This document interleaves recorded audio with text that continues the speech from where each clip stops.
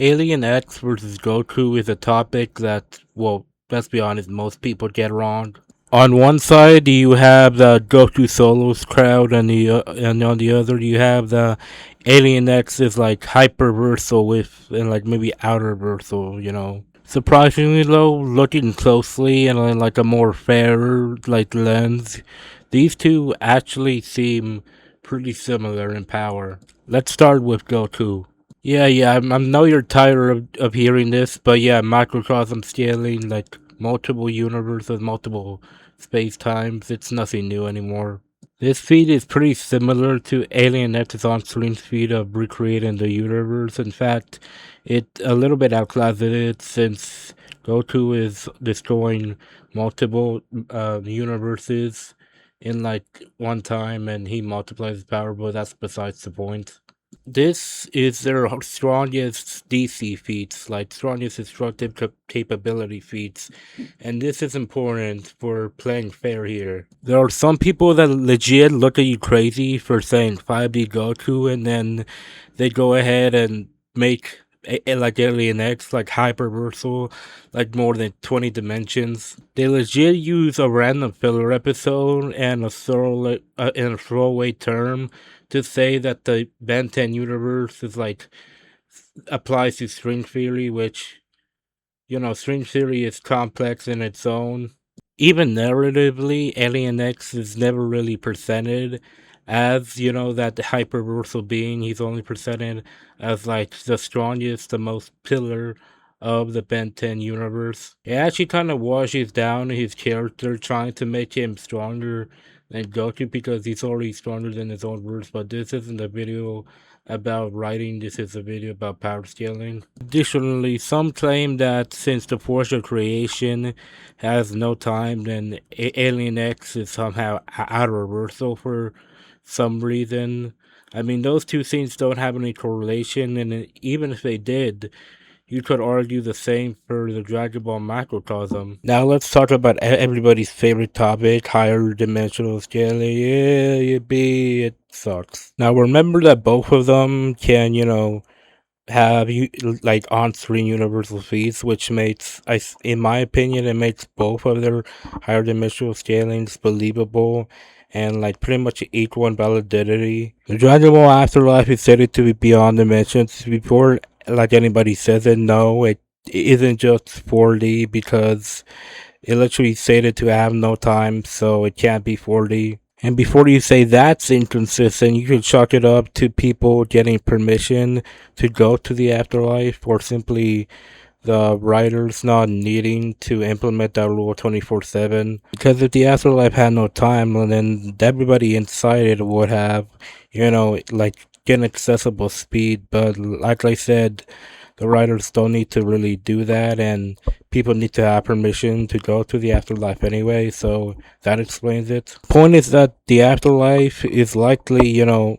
higher, not just physically, but also from the living universe, which is also infinite. This, of course, can be an exaggeration, and to be fair, it has a chance of being an exaggeration, but it also has a chance of being quite literal since it's stated a number of times. In fact, heaven, which is the same size as the living universe, is not even seeable from the afterlife, which is crazy.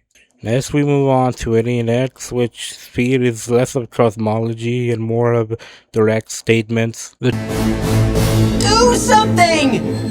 The Quantumelia? That extra-dimensional field protects us from the upcoming release of energy. It is impossible to breach or turn off.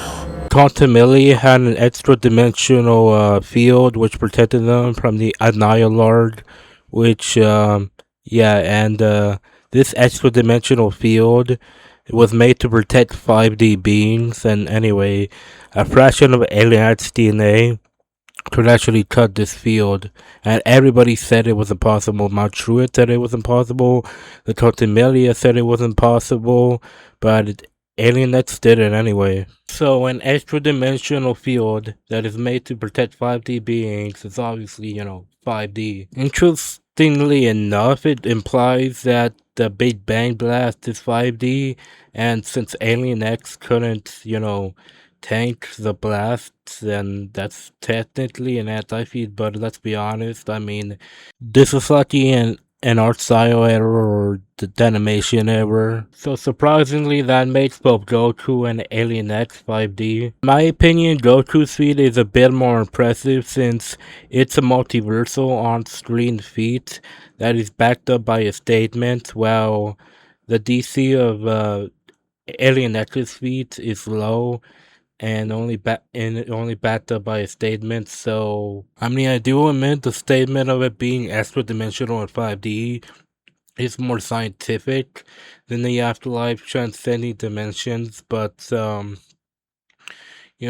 of them could be interpreted as 5D. And both of these characters are universal 4D, so it's not, crazy to say they're 5D like some people may believe. I think some people have a bias to more scientific answers. Well, not really a bias to scientific answers because people will gladly hype up, like things like mythology statements.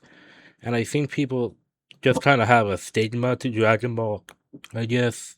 Before I forget, there is one more type of higher dimensional scaling for Goku.